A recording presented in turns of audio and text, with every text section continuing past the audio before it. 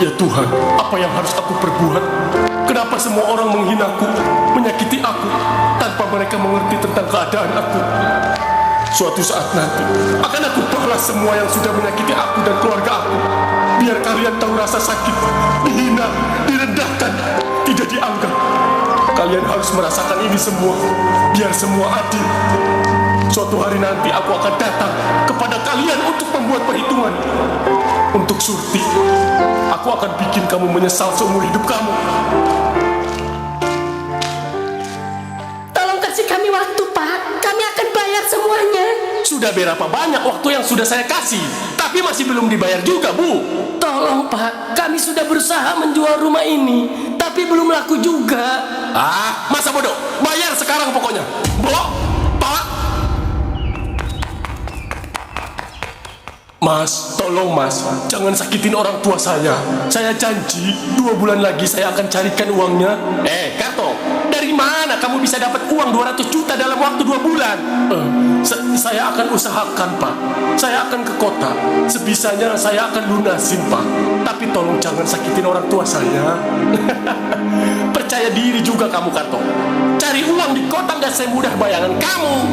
Saya mohon, Pak. Saya janji akan bayar. Tapi kasih waktu 2 bulan, Pak. Dalam waktu 2 bulan kau tidak bayar juga, aku sita rumah ini. Dan aku ambil ginjal kamu. Ingat itu. Enggak, Pak. Enggak.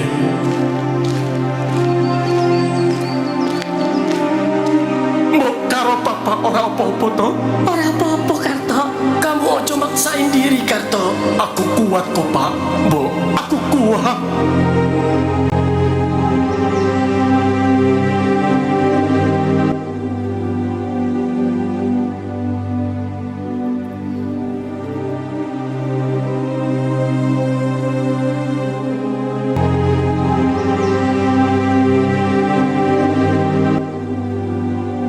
Karto berhenti. Semua orang menoleh ke arah gerbang. Suara sirene semakin dekat, bukan satu kendaraan, tapi beberapa. Lalu terdengar suara perempuan dari luar rumah. Peot.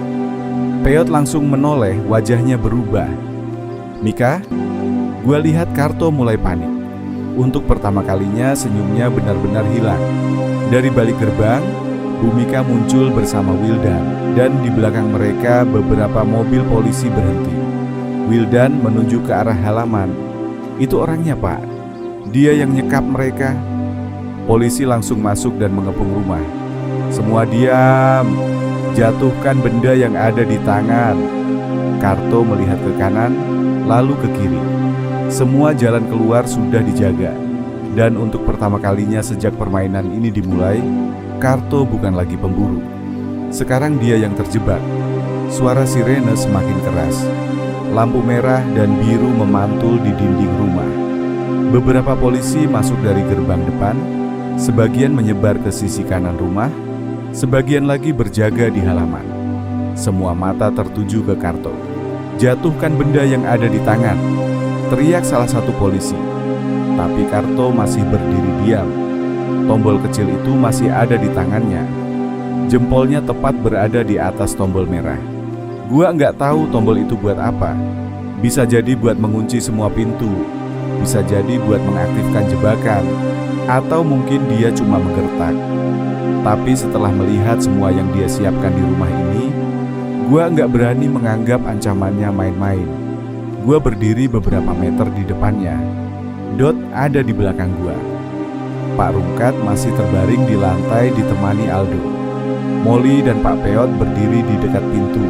Sementara Robi dan Kona masih ada di dalam kamar. Semua orang sudah kelelahan. Kami cuma ingin keluar. Tapi Karto sepertinya belum mau mengakhiri permainannya. Karto, udah cukup. Karto menatap gua. Cukup? Dia tertawa kecil. Menurutmu Ikiwis cukup? Gua mengangguk. Iya. Lu udah bikin semua orang takut. Lu udah bikin kami ngerasain rasa sakit yang selama ini lu simpan. Sekarang lepasin semuanya. Karto melihat ke arah Pak Rungkat. Lalu matanya beralih ke Bu Mika. Wajahnya kembali berubah. Mika. Bu Mika berdiri di belakang polisi sambil memeluk Wildan. Terlihat ketakutan, tapi matanya terus mencari Pak Peot. Peot. Pak Peyot mengangkat tangannya. "Mika, aku nang kena." Bu Mika langsung menangis. Dia mau berlari, tapi salah satu polisi menahannya. "Jangan masuk dulu, Bu.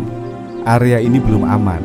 Gua melihat Pak Peyot, mukanya kotor, bajunya penuh debu. Tapi begitu melihat keluarganya, dia tersenyum. Mungkin selama terjebak di tempat gelap itu, dia sempat berpikir, enggak akan bertemu mereka lagi. "Pak!" Wildan berteriak.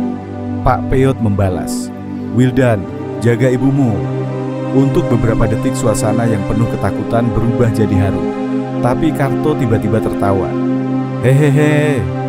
Semua kembali melihat ke arahnya. Indah tenan. Karto melihat Pak Peyot dan keluarganya. Keluarga iso ketemu maneh, bisa pelukan, bisa nangis bareng. Lalu senyumnya perlahan menghilang. Tapi kenapa keluargaku ora iso? Tidak ada yang menjawab. Gua tahu dia kembali mengingat orang tuanya. Semua kemarahan yang tadi sempat mereda mulai muncul lagi. Tangannya kembali menggenggam tombol. "Karto!" Gua langsung memperingatkan, "Jangan tekan tombol itu." Karto menatap gua. "Kowe wedi topan?" "Takut," gua jawab tanpa ragu. "Tapi bukan takut sama lu. Gue takut lu bikin keputusan yang nggak bisa lu perbaiki lagi." Karto terdiam. "Kalau tombol itu lu tekan, bisa jadi bukan cuma kami yang kena. Bu Mika ada di sini, Wildan ada di sini, polisi juga ada. Dan mungkin lu sendiri nggak akan selamat." Karto melihat tombol itu, tangannya gemetar. Untuk sesaat gua melihat keraguan di matanya. Tapi tiba-tiba terdengar suara dari belakang. "Pak, dia lengah."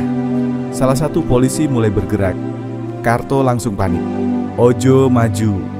Semua berhenti. Jempol Karto hampir menekan tombol. "Siapa sing maju, kabeh bakal tak jebak." Gua mengangkat tangan. "Pak, jangan ada yang bergerak dulu." Polisi itu melihat gua. Dia masih pegang alat pemicu. Kami belum tahu apa yang terhubung ke tombol itu. Lebih baik jangan mengambil risiko. Gua kembali melihat Karto. "Karto, lihat gua. Lu tadi bilang semua orang cuma mementingkan diri sendiri.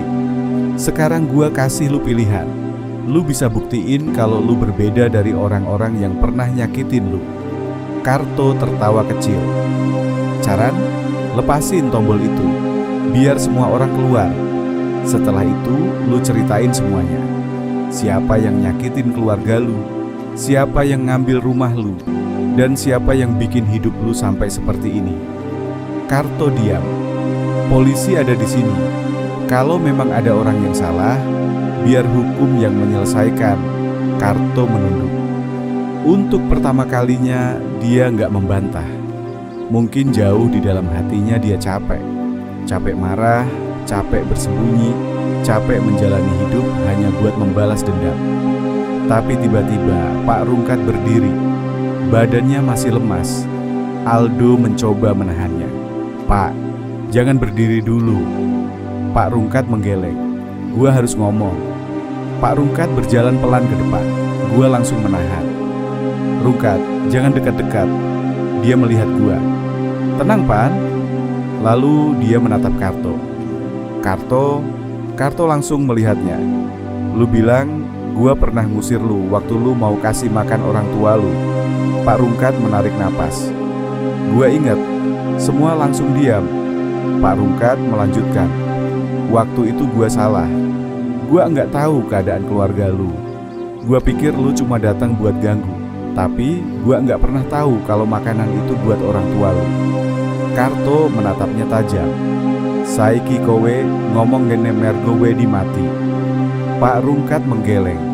"Enggak. Kalau gua takut mati, dari tadi gua udah kabur." Pak Rungkat menatap Karto. Gua minta maaf. Semua orang terdiam. Bahkan Karto terlihat kaget. Mungkin selama bertahun-tahun dia menunggu kalimat itu. Tapi saat akhirnya mendengar, dia nggak tahu harus menjawab apa. "Gua nggak bisa mengubah masa lalu." Pak Rungkat melanjutkan. "Tapi gua bisa mengakui kalau waktu itu gua salah.